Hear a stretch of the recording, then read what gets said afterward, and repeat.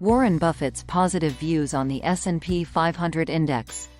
Warren Buffett, the legendary investor, has repeatedly expressed positive views on the S&P 500 index. Here's a summary of his thoughts. Long-term investment strategy with the S&P 500. 1. Buffett has often mentioned that investing in the S&P 500 index is one of the best investment strategies for individual investors. 2. He believes that investing in low-cost index funds tracking the S&P 500 is more effective in the long term than picking individual stocks. Investment recommendation in his will. 1. In his will, Buffett recommended that 90% of his wife's inheritance be invested in an S&P 500 index fund. 2. He stated in his 2013 annual letter to shareholders, "My advice to the trustee could not be more simple. Put 10% of the cash in short-term government bonds and 90% in a very low-cost S&P 500 index fund." Investment philosophy. 1. Buffett sees broad market indexes like the S&P 500 as reflective of economic growth and corporate success. 2. He has said, in the long run, the stock market news will be good. In the 20th century, the United States endured 2 world wars and other traumatic and expensive military conflicts. The Depression, a dozen or so recessions and financial panics, oil shocks, a flu epidemic, and the resignation of a disgraced president. Yet the Dow rose from 66 to 11,497. Emphasis on cost efficiency. 1. Buffett emphasizes the importance of low-cost index funds. 2. Many investors incur high fees to hire fund managers, but most of the time, low-cost index funds outperform them, he said. Overview of the S&P 500 index. S&P 500 is one of the leading stock market indices in the United States, managed by Standard & Poor's, S&P.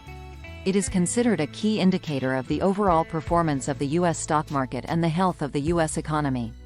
Here are its main features. Composition. 1. Included companies. The S&P 500 index consists of 500 large-cap companies listed on the NYSE and NASDAQ, representing diverse industry sectors and reflecting the diversification of the U.S. economy. 2. Market capitalization weighted. The index is weighted by market capitalization, meaning companies with larger market caps have a greater influence on the index. 2. For example, companies like Apple, AAPL, and Microsoft, MSFT, significantly impact the index. Selection criteria. 1. U.S.-based companies. Companies must be headquartered in the United States. 2. Market capitalization. Companies must meet specific market capitalization criteria. 3. Liquidity. Stocks must have high trading volumes. 4. Financial health. Companies must have a solid financial status. 5. Public float. A certain percentage of shares must be publicly available. History and significance. 1.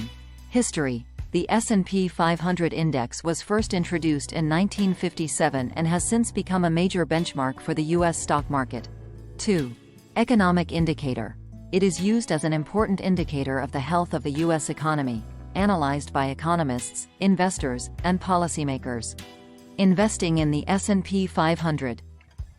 Investors can indirectly invest in the S&P 500 through exchange-traded funds, ETFs, and mutual funds that track the index. Some popular ETFs include SPDR and P500 ETF, ticker, SPY. Diversification. 1.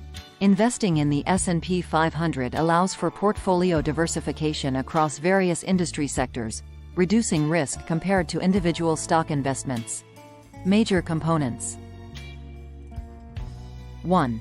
The S&P 500 index includes major companies such as Apple, AAPL, Microsoft, MSFT, Amazon, AMZN, Alphabet, Google, Facebook, FB, and Tesla, TSLA. 1. These companies, along with others in finance, healthcare, energy, consumer goods, and other sectors, make the index a comprehensive reflection of the U.S. economy.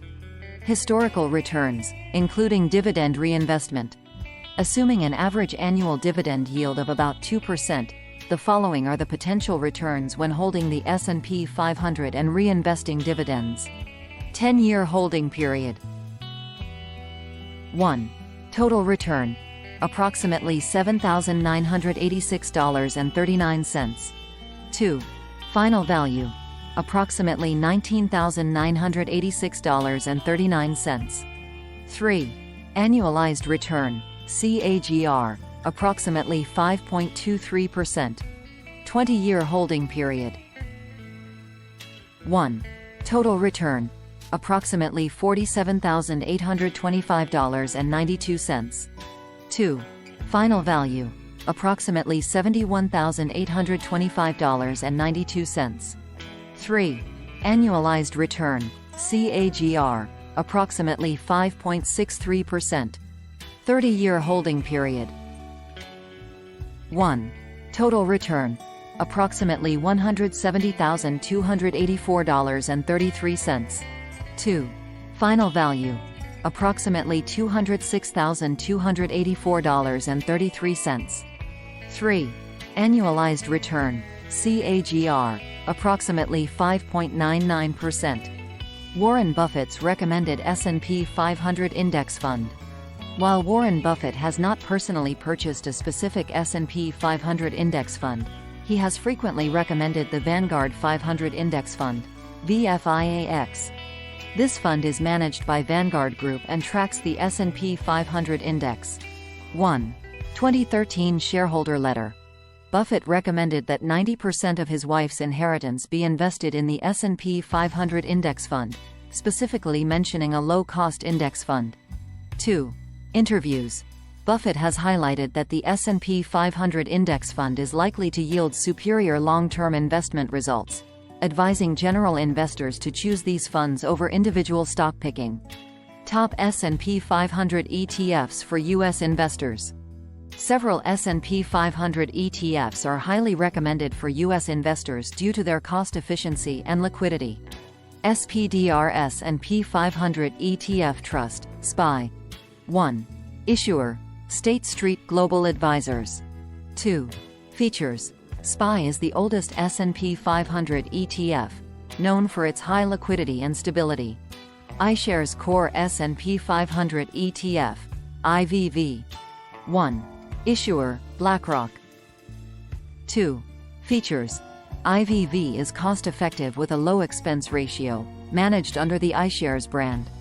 Vanguard S&P 500 ETF, VU. 1. Issuer, Vanguard. 2. Features. VU boasts a very low expense ratio and aligns with Vanguard's investor-friendly philosophy. Schwab US Large Cap ETF, SCHX. 1. Issuer, Charles Schwab. 2. Features. SCHX tracks a large cap index similar to the S&P 500 and offers low fees. Fidelity Zero Large Cap Index Fund, FNILX. 1. Issuer, Fidelity. 2. Features. This fund has a 0% expense ratio, maximizing cost efficiency for investors. Conclusion. SPY, IVV, and VU are among the most popular and reliable choices for investing in the S&P 500 index in the United States. These ETFs are highly rated for their expense ratios, liquidity, and the credibility of their issuers. Investors should consider their own investment goals and risk tolerance when selecting the most suitable ETF.